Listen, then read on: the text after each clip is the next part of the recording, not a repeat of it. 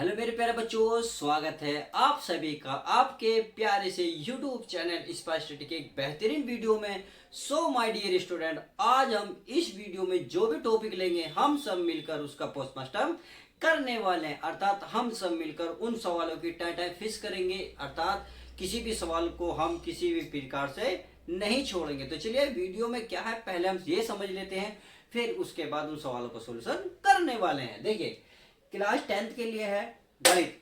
Exam से related मैं question इसलिए बना रहा हूं क्योंकि बच्चों के एग्जाम आ रहे हैं और शिकायत बहुत ज्यादा मिल रही है कि सर प्लीज प्लीज प्लीज कुछ ऐसा कीजिए कि ताकि हमारा एग्जाम निकल जाए। तो मैंने एग्जाम से रिलेटेड कुछ क्वेश्चन लिए हैं जो एग्जाम में लगभग ज्यादातर आने की कोशिश होती है, तो इसलिए मैंने वो सवाल लिए हैं जो एग्जाम में आपको देखने को मिलेंगे।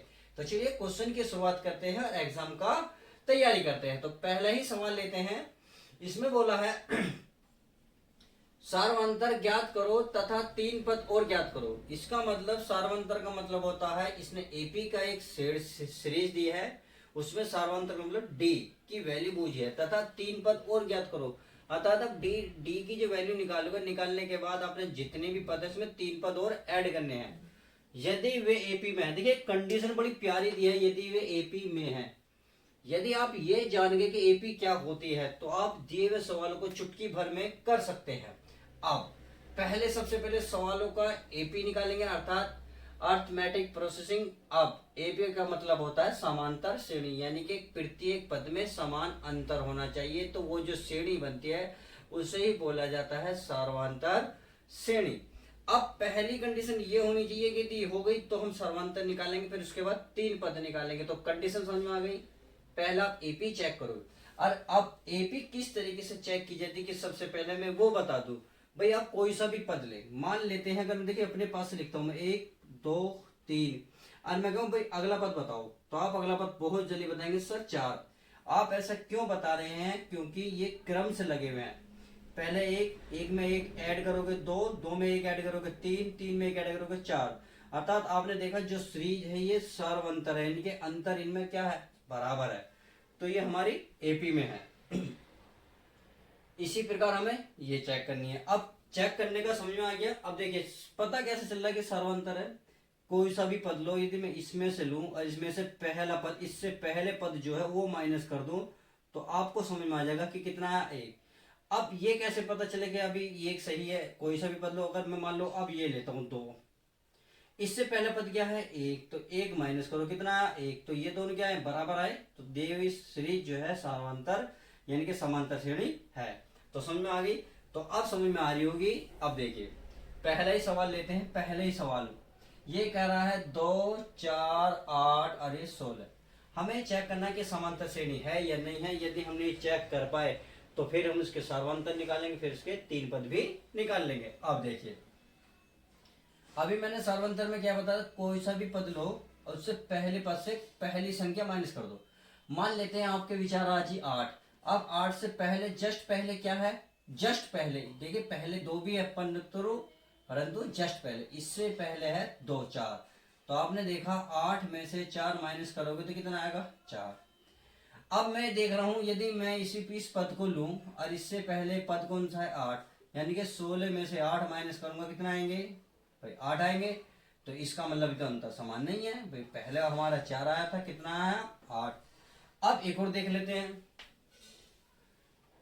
कोई बच्चा सोच रहा होगा सर 4 ले लो और इससे पहले पद क्या है? 2। यदि मैं 2 माइनस करता हूं तो कितना आएगा? 2। अभ्यंतर बराबर नहीं, जब अंतर ही बराबर नहीं है तो आप ये कह सकते हैं कि दिए हुए पद समांतर श्रेणी नहीं है, अतः सर्वांतर तथा 3 पद ज्ञात नहीं किए जा सकते। तो उम्मीद है समझ में आ गया होगा।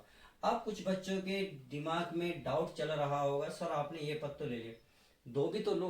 देखिए बच्चों, मैं 2 तो ले सकता हूँ। उम्मीद है आपके समझ में आ गया होगा, क्योंकि इसलिए क्वेश्चन कर रहे हो। देखिए 2 से पहले क्या कोई पद है? क्या है? अब बच्चों नहीं है। देखो 2 से पहले कुछ भी नहीं है। जब नहीं है तो घटाओगे किससे? समझ गए ना? तो इसलिए मैं कह रहा हूं आप 2 नहीं घटा सकते, क्योंकि 2 से पहले कोई शब्द नहीं है। 2 के बाद तो है, परंतु मैंने कंडीशन एपी में ये बोली है कि कोई भी पद लो उससे पहले जस्ट पहले वाले पद से माइनस कर दो। हमने 16 लिया, 16 में से 8 घटाया, क्योंकि इससे जस्ट पहले क्या 8 माइनस करा। 8 से पहले जस्ट क्या है 4, 4 को माइनस करा, तो हमें समझ में आ गया ना। तो हमने देखा इनमें जो अंतर आ रहा है अलग अलग रहा, तो ये जो पद हैं ये सार्वमा एपी में नहीं है अतः सार्वंतर श्रेणी में नहीं है, अतः इनका सार्वंतर तथा 3 पद ज्ञात नहीं किए जा सकते। चलिए अब बी की बात कर लेते हैं। ए की तो सारी बात हो गई, अब बी की देखते हैं। बी भाई बी पद है यानी कि बी है आपका ए 2a और क्या है 3a, सही है। अब देखिए हमने क्या कहा, यदि इस पद को लोगे तो इससे पहले माइनस करोगे, यदि आप इसे लोगे तो इसे माइनस करोगे। पहले ये चेक करो, हमने देखा सर ये है 2a और इससे पहले एक पद है a, तो माइनस का a, 2a में से गया कितना बचा a। अब यदि मैं इस पद को ले लूं, क्योंकि एक पद से पता नहीं चलता अंतर समान आएगा या नहीं आएगा, तो एक पद हमने ले रहा 3a, इससे पहले पद क्या है, इससे पहले पद है 2a, तो देखिए 3a में से 2a गया कितना बचा, ये बचा a। तो आपने देखा ये पद क्यों सा है, बराबर आए नहीं आए, तो जब बराबर आए तो आप ये कह सकते हैं दी हुई श्रेणी एपी में है। तो बिल्कुल आप क्वेश्चन में लिखेंगे आता है या चूंकि, चूंकि इनके अंतर समान है, क्या है समान है, अतः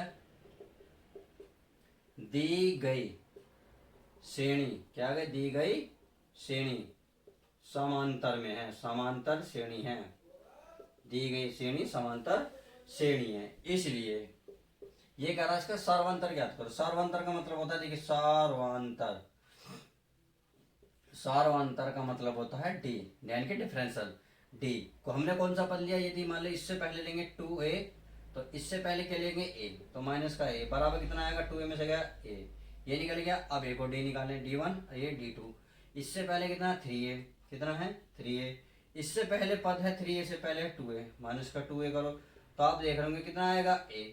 अब देख रहे हैं इनमें अंतर समान है, यानी कि a में a जोड़ेंगे 2a बनेगा, 2a में 3a जो a जोड़ेंगे 3a बनेगा।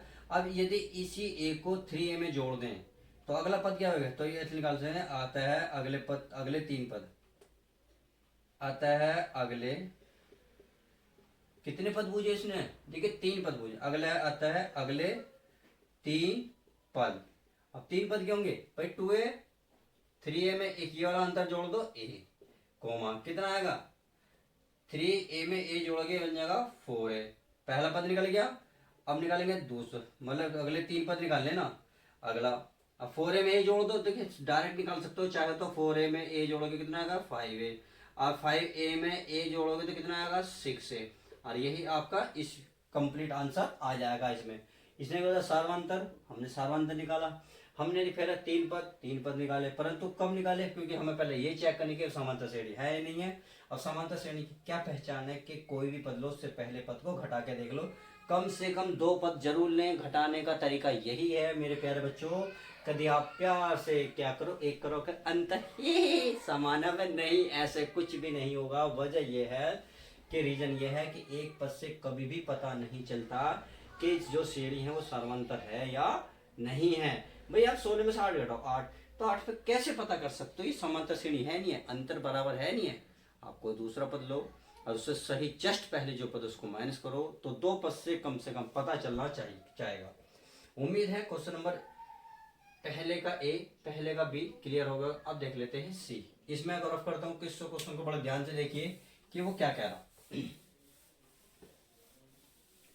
देखिए इसमें कह रहा है पहले तो ये चेक करना है कि समांतर श्रेणी है नहीं, बिल्कुल है। देखिए यदि आप 10 देखिए 4 का अंतर है, 10 में से 4 जाएंगे 6, 6 में से 4 जाएंगे 2, तो बिल्कुल समझ में आ रही है कि हमें ये अंतर समांतर श्रेणी तो है। तो आप लिख सकते हैं कि चेक करने के लिए हमें निकालना है माइनस का 10 माइनस का 6 बराबर, भाई हम ओहो मैं कैसे लिख रहा हूँ भाई, अगर मैं चलिए पहले श्रेणी लिख लेता हूँ, -10 -6 माइनस का 2। अब हमें चेक करना है एपी में है नहीं है, चेक करने के लिए क्या करना है, अगर मान लो पहला पद लेगो ये वाला माइनस का 2, तो उससे पहले पद क्या है माइनस का 6, तो माइनस घटाओगे माइनस के 6। देखिए माइनस घटाने वाला ये है और जो इसके साथ निशान है वो ऐसी है, तो माइनस का 2 माइनस माइनस हो गए प्लस के 6। तो आप देखो 6 में से 2 घटाओ कितना बचा 4। अच्छा क्या एक पद से पता चल रहा है कि अंतर समान है, नहीं पता चल रहा तो कोई बात नहीं, अब ये वाला पद लो, कितना, माइनस के 6। अब इससे पहले जो पद है उसको माइनस करो, इसके देखिए साथ माइनस का निशान है तो क्या लगाएंगे, माइनस के 10। तो माइनस के 6 माइनस माइनस कर देंगे प्लस के 10। अब 10 में से 6 माइनस करो, 10 में से 6 माइनस करो कितना आएगा, 4। तो आपने देखा अंतर क्या है, समान आया। तो इसका मतलब जो श्रेणी है वो आपकी क्या हुई, सार्वंतर हुई, अर्थात एपी में हुई, समांतर श्रेणी बन गई। तो अब निकालेंगे सार्वंतर तथा 3 पद। तो नहीं लिख सकते, चूंकि दी गई श्रेणी क्या है, सार्वंतर है या समांतर श्रेणी है। बस आप केवल देखो ये लिखना जरूर पड़ेगा, इससे मैंने सो भी करा दी, ये रीजन क्या है। अतः सार्वंतर, अब सार्वंतर निकाल लो, इसका सार्वंतर क्या होगा, सार्वंतर को डी से क्या कौन सा पद लोगे, यही लोगे तो बिल्कुल क्या लिखोगे, माइनस के 6 माइनस माइनस प्लस ऐसे लिख दूं, 10 कितना आ रहा, 4, ये आ गया। तो अंतर कितना आया, 4, सब में आएगा 4 4, कितने घटा लो, एक अगले 3 पद। अब देखिए जो अंतर आता है उसको अगली श्रेणी में जोड़ देते हैं। तो अतः श्रेणी के अगले 3 पद के अगले 3 पद। तो देखिए ये तो हो गई, इसमें जो लास्ट में है माइनस में 2 कितने जोड़ना, जो अंतर है उसे जोड़ते चले जाओ। अब देखिए पहले से जोड़ो, कितना आएगा, ये आएगा प्लस के 2। अब पहला पद हो गया, अब क्या करना है, अगला पद, बस पहला पद हो गया यानी कि A1 कह दो, अब इसे A2 कह दो, अगला पद A2। तो 2 में क्या जोड़ोगे, 4, तो कितना बन गया, 6। अगला तीसरा पद क्या निकलेगा, जो आएगा उसमें 4 जोड़ते चले जाओ, कितना आएगा, 10, और यही आपका आंसर हो जाएगा। तो क्वेश्चन नंबर के पहले 1 2 3 देखिए एग्जाम से रिलेटेड मैंने अलग अलग इसलिए दिए हैं कि पॉजिटिव है या नेगेटिव है या ABCD में, तो अर्थात आपको इससे रिलेटेड जितने भी सवाल आएंगे आप बहुत आसानी से कर लेंगे। अब क्वेश्चन नंबर 2 की शुरुआत करते हैं। इस क्वेश्चन को बड़े ध्यान से पढ़िएगा क्योंकि क्वेश्चन बहुत बार एग्जाम में आ चुका है। इसको मैं रफ करता हूं, आप इतने क्वेश्चन पढ़ें। पढ़ा क्वेश्चन, देखिए क्वेश्चन तो आपने ऐसे पढ़ा होगा जैसे हो जैसा आप हिंदी की किताब पढ़, अरे भाई मैथ है ये, मैथ को स्टेप बाय स्टेप पढ़ा करो, ये चीज मत क्या करो पढ़ने लग जा बस धक धक धक। अरे भाई अगर उस एपी का 3100 पद होता है, इनके पहली कंडीशन तो ये 3100 पद निकालना है पहला, ये कह रहा है। फिर जिसका यानी कि 11वां पद दिया है, 16 पद दिया। अब समांतर श्रेणी में देखिए आपको एक रूल बताया था मैंने, क्योंकि मैं आपको ज्यादा बेसिक नहीं बता सकता क्योंकि मैं सब कुछ पढ़ा चुका हूँ।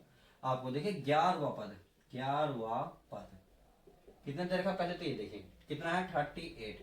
अब एक बात बताएं, 11वें पद में मैंने एक फॉर्मूला बताया था कि जब भी कोई n पद कहे, n पद, इसका मतलब जो भी पद होगा उसमें से 1 माइनस कर देते हैं, यानी कि n होगा तो n में से 1 माइनस करेंगे इंटू डी, और ये इसका फॉर्मूला होता है। अब यहाँ कितने n के स्थान पर है 11, तो यहाँ अगर मैं 11 लिखूंगा वह पद, तो यहाँ a के स्थान पर, अब यहाँ 11 माइनस 1 इंटू डी, तो आपने देखा a 11 में से 1 गया 10 डी बन गया। तो इसका मतलब 11 के स्थान पर क्या लूंगा, a प्लस 10d। तो मैं लिख सकता हूं भाई 11 का यही तो फॉर्मूला बनेगा, तो ये बनेगा a प्लस 10d बराबर 38, समीकरण मान लो a। यह है 11वां पद। आगे क्या करा, 16वां पद। ठीक है 16वां पद कितना दे रखा, 73, सही है। अब 16वां पद क्या होता है भाई, a प्लस 16 से 1 कम करो, कितना आएगा 15, क्योंकि 10 से कम करा, 11 से कम करा 10, क्यों आ रहा है, देखिए फॉर्मूले में कम होता है, जितना होगा उसमें 1 कम कर दो, इसलिए होता। 16 यहाँ आएगा 15d बराबर 73, समीकरण 2 कह दो। तो उम्मीद है समझ में हो गया। अब समीकरण 1 और 2 में देखो a एक जैसे हैं, अगर हम इसे घटा दें, यहाँ लिख सकते हो, तो फिर घटाने पर हम ऐसा क्यों कर रहे हैं, क्योंकि a में a क्या होगा, कैंसिल हो जाएगा। वजह यह है क्योंकि हमें कुछ तो वैल्यू चाहिए a से, तो हमें यहाँ से अब d आराम से प्राप्त हो जाएगा। अब 15 में से 10d माइनस करो, भाई ये माइनस का 15 है, ये प्लस का, तो 15 में से 10 गए, कितने बचे दोस्तों, 5, माइनस के 5d, क्योंकि बड़ी संख्या है 15 के, इसलिए माइनस है, माइनस देखिए ये चिन्ह नहीं देखोगे, केवल नीचे वाला। अब इसे माइनस करो, कितना बचा, भाई ये बचा 73, तो 45, ये बचा 45 माइनस का, तो आपने देखा माइनस से माइनस कैसे, 5 से कितनी बार कट रहा है, 45 गुणा में है, गुणा की चीज कहाँ जाएगी, भाग में, 5 से काटो 5 नहीं 45, तो डी का मान कितना आ गया 9, डी का मान निकल गया। अब इस डी का मान उठाओ, समीकरण किसी में भी रख दो, यदि मैं इसमें रख दूं कोई दिक्कत है? कुछ भी दिक्कत नहीं है। यदि इसमें रख दो कोई दिक्कत है? कुछ भी नहीं है। तो किस में चाहोगे आप? समीकरण 1 में रख लो। तो आप लिखोगे डी का मान समीकरण 1 में रखने पर, 1 में रखने पर, तो 1 में रखेंगे तो ए का मान कितना है भाई? ए तो है ही प्लस, यहाँ क्या 10 इंटू डी। डी का मान कितना निकाल के लाए मेरे प्यारे बच्चों? तो बराबर है, तो बराबर इंटू कितना 38। तो बस 10 की 9 में मल्टीप्लाई करो बहुत जल्दी, 10 नीम 90 बराबर 38। अब ए बराबर 38, ए को 90 को तो ले जाओगे तो माइनस में जाएगा, क्योंकि यहाँ क्या प्लस, प्लस की चीज जैसे ही ले जाओगे माइनस बन जाएगी। अब आप इसे माइनस करो तो 50 और 2 52, यह आएगा 52 और बड़ी संख्या का निशान। तो आपने देखा ए और डी निकल गया। तो यही निकालना था। अब क्वेश्चन में अब है लॉजिक। देखिए ये इन दोनों के माध्यम से हमने ए और डी प्राप्त कर लिए। घटा के देख लो कभी दिक्कत हो रही हो कि 2 और यह बचा 8, 8 में 5 3 सही है। तो ए डी निकलने के बाद ये कह रहा है 31वां पद बताओ। 31वां तो बहुत आसान है, तो इसलिए लिखोगे इसलिए एपी का, ये एपी है ना, हाँ, तो इसलिए एपी का 31वां पद बराबर कितना होगा? ये होता है ए प्लस, यहाँ कितना 31 में जब में माइनस करोगे यानी कि 30 इंटू डी। तो बस ए का मान कितना 52, कितना मेरे प्यारे बच्चों 52 प्लस 3 30 गुणा डी की वैल्यू कितनी है 9, कितनी है 9, माइनस की क्या? नहीं माइनस की नहीं है, तो हो गया माइनस के 52 प्लस 9 या 27, अरे 0 है। अब देखिए ये प्लस की है ये माइनस की है, तो कितनी बचेगी? ये बचेगी 218, कितनी 218, यही आपका आंसर। बड़ी संख्या की 273 तो प्लस किया जाएगी, तो ये बचेगी ना 10 भी 18, हाँ जी यही बचेगी। तो बस इसने यही पूछा कि 31वां पद बताओ। तो समझ में आ गया 31वां पद किस तरीके से निकाला जा सकता है। तो क्वेश्चन नंबर 1 के सारे कंप्लीट हुए, क्वेश्चन नंबर 2 के सारे कंप्लीट हुए। अब क्वेश्चन नंबर 3 चलते हैं। क्वेश्चन नंबर 3 क्या कहता है? बहुत इजी है क्वेश्चन नंबर 3, तो सबसे ज्यादा इजी है। एग्जाम में अगर ये सवाल आ गया तो समझो आपकी बल्ले ही बल्ले। तो उम्मीद है समझ में। अब मिटा देता हूं क्वेश्चन नंबर 3 पढ़ें।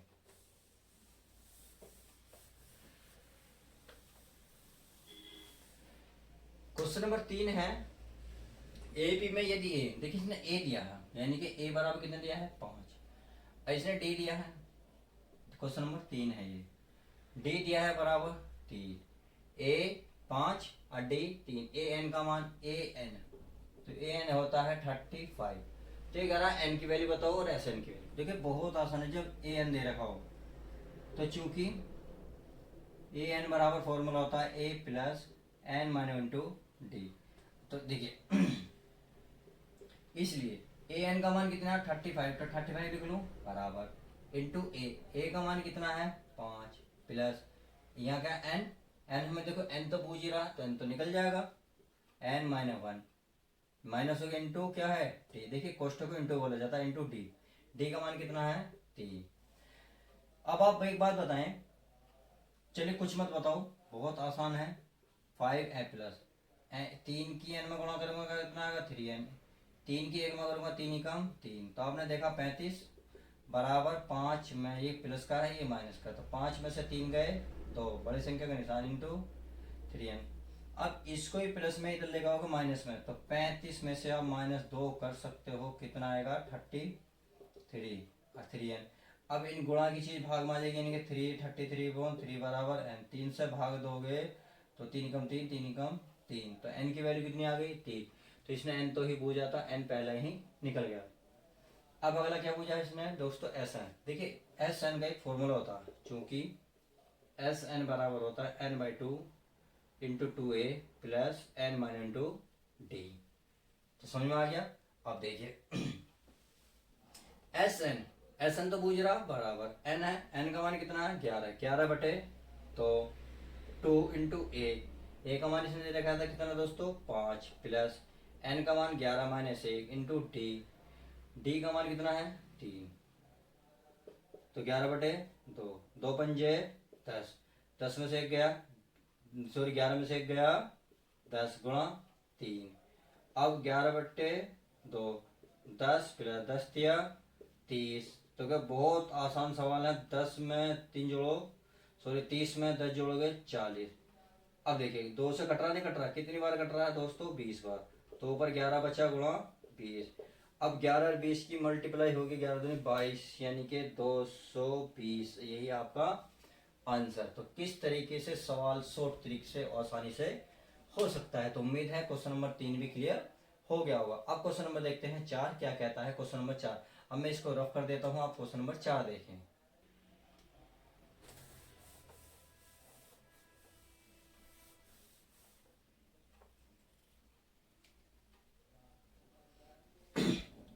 ये क्वेश्चन बोला बिंदु के बीच की दूरी ज्ञात करो यदि बिंदु इतने। और देखिए क्वेश्चन 1 में देखिए 4 में 2 क्वेश्चन दे रखे हैं। एक तो फर्स्ट ये रहा, एक सेकंड ये रहा। तो इस क्वेश्चन का बड़ा ध्यान रखें। अब देखिए दे बिंदुओं के बीच की दूरी, यानी कि मान लेते हैं, माना दो बिंदु कौन सा भाई? पहला है P बराबर क्या है 2,3, ये P मान लिया। अगला मान लेता हूं Q बराबर कितना है दोस्तों? 4,1। हमने दो बिंदु मान लिए। अब देखिए स्टार्टिंग वाला देखिए, ये जो है इसमें x1 कितना हो जाएगा, यानी कि जो पहला होता है x1 होता है 2, और जो ये वाला होता है ये होता है y1 कितना हो जाएगा 3। बात समझ में आ गई। अब इसमें चलते हैं, ये x1 y1 हो गए तो ये 2 आ जाएंगे, क्योंकि दूसरा बिंदु है तो दो लगाएंगे बस। x2 का मान स्टार्टिंग वाला कितना है 4, तो 4 आएगा। अभी लास्ट वाला कितना है 1, यानी कि y2 बराबर कितना आ जाएगा 1। अब देखिए दो बिंदुओं के बीच की दूरी का फॉर्मूला क्या होता है ये आपको पता होना चाहिए। तो लिखेंगे चूंकि दो बिंदुओं के बीच की दूरी बराबर ये होती है x2 माइनस x1 का square plus y2 minus y1 का स्क्वायर, यानी कि x2 माइनस x1 का square plus y2 minus y1 का स्क्वायर। तो बस मान रख दो, इसमें क्या होगा आसानी से हो जाएगा। अब इसमें देखिए x2 का मान कितना है, देखिए ध्यान से 4 माइनस x1 का मान कितना है 2 का स्क्वायर प्लस y2 का मान कितना है 1 माइनस y1 का मान कितना है 3 का स्क्वायर। तो बहुत आसान है, कोई ज्यादा बड़ी बात नहीं है। देखिए 4 में से 2 गए 2 का स्क्वायर प्लस 3 में से 1 गया 2 का स्क्वायर। बड़ी संख्या इसलिए 3 लगा माइनस लगाया, यहाँ बड़ी संख्या 4 थी, इसका आगे प्लस का है इसलिए प्लस रहने दे। अब देखिए 2 का वर्ग 4, 2 का वर्ग 4, माइनस माइनस 2 बार में प्लस बन जाता है। कभी आप ये सोचो सर माइनस कहाँ गया, माइनस खत्म हो गया। अब 4 कितना हो गए दोस्तों 8। अब 8 को क्या लिख सकते हो? 4 गुणा 2 नहीं लिख सकते, देखिए लिख सकते हो नहीं लिख सकते। अब क्या होगा 4 को अब दो तरीके से लिख सकते हो। 4 गुणा 2 को 2 लिख सकते हो, यानी कि 4 को 2 गुणा 2, और ये वाला 2 है। अब एक बात बताए, वर्गमूल से हमेशा क्या निकलता है? जोड़ा बना नहीं बना, ये वाला देखिए जोड़ा बन गया, तो ये वाला तो बाहर आ जाएगा, जिसका जोड़ा नहीं वो अंदर रह जाता है, यही इसका मात्रक हो जाएगा बीच की दूरी। तो इसे लिखेंगे इकाई, क्या लिखेंगे इकाई, और यही आपका आंसर। तो क्वेश्चन नंबर क्या हुआ? फर्स्ट चौथा क्वेश्चन समझ में आया। तो चलिए इस क्वेश्चन को अब ये तो समझ में आ गया, तो उम्मीद है ये तो समझ में आ गया। अब एक क्वेश्चन नंबर देखते हैं सेकंड में। देखिए मैंने प्लस के लिए ये मैंने माइनस के, इसलिए ताकि बच्चों को सारा डाउट क्लियर हो जाए। अब बिल लिखना तो बिल्कुल वही है। देखिए मैं बिंदु मिटा दूं भाई, अगर मैं ये बिंदु मिटा दूंगा तो सब कुछ वही तो रहेगा, क्वेश्चन भी वही और सब कुछ क्या रहेगा वही। तो चलिए मिटा लेते हैं। अब देखते हैं बिंदु है माइनस के 5, अरे कितना 7। अगले बिंदु क्या है माइनस का 1 और 3। तो देखिए x1 का मान -5, y1 का मान 7, x2 का मान -1, इसका मान 3। तो फॉर्मूला तो यही रहेगा, तो इसका मतलब ये वाला वैल्यू खत्म हो जाएगी। तो हम भी क्या कर देते हैं, खत्म कर देते हैं, ताकि हमारा टाइम बच जाए। तो चलिए खत्म कर लेते हैं। x2 का मान -5, x2 का मान तो -1 है, मैंने क्या देख लिया पे। x1 का -1 माइनस x2 का मान -5, तो -5 का स्क्वायर। देखिए ध्यान से देखिए, x2 का मान है -1, ये वाला माइनस आया। अब x1 का पहुंचो, x1 का -5, तो इसलिए कोष्टक हमें लगाना बहुत ही जरूरी है, क्योंकि इसके साथ माइनस है। आगे देखते हैं y2 का मान कितना है 3, माइनस y1 का मान है देखिए प्लस का 7, प्लस सॉरी 7 है तो सही है। अब देखिए -1, माइनस माइनस क्या हो जाएंगे, +5 का स्क्वायर प्लस 7 में से 3 गए बचे 4 माइनस के का स्क्वायर, क्योंकि बड़ी संख्या इसलिए माइनस आया। अब देखिए 5 में से 1 घटाओ, प्लस का 4 का स्क्वायर प्लस 4 माइनस का स्क्वायर रहेगा ही। अब 4 का वर्ग 16 प्लस 4 का वर्ग 16, माइनस माइनस 2 बार बताया था प्लस हो जाता है। अब 16 16 कितना होता है 32, कितना होता है दोस्तों 32। 32 को क्या लिख सकते हो, 16 गुणा 2 नहीं लिख सकते। देखिए आप इसे 16 सॉरी ये भी तो लिख सकते हो, 8 चौक 32 लिख सकते हैं, बिल्कुल लिख सकते हैं, आपकी बात सही है।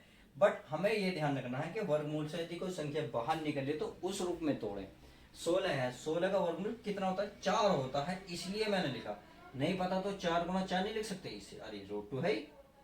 अब ये जोड़ा बन गया, तो ये मैंने बताया था जोड़ा बाहर आता है, तो जब जोड़ा बाहर निकालोगे तो 4 का जोड़ा बाहर √2, और लिखोगे क्या इकाई, और यही आपका आंसर। तो कितना आसान सवाल था क्वेश्चन नंबर 4 के, सारे पॉइंट 1 2 3 सारे कवर कर लिए। इसमें 2 पॉइंट थे, दोनों कवर करें। अब क्वेश्चन नंबर देखते हैं 5, इस वीडियो का लास्ट सवाल। जो और बच गए सवाल वो नेक्स्ट वीडियो में बनूंगा, फिलहाल आप इस वीडियो में इतना ही देखेंगे। क्वेश्चन को ध्यान से पढ़िए, इतना मैं इसको रफ करता हूं।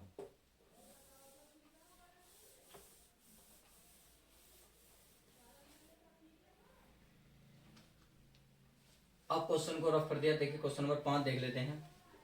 11 बिंदु के निर्देशांक ज्ञात कीजिए जो बिंदु इतने और इतने के को मिलाने पर एक रेखाखंड को 2 3 के अनुपात में व्यक्त करती है।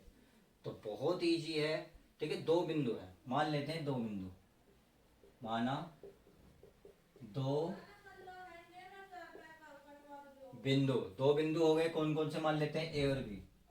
बे ए बराबर कितना हो गया, मान लो ये वाला बिंदु क्या -1 -1, 7, तथा मान लेते हैं बी बराबर हो गए 4, -3 को मिलाने वाले रेखाखंड, माना 2 बिंदु ए बी को मिलाने वाला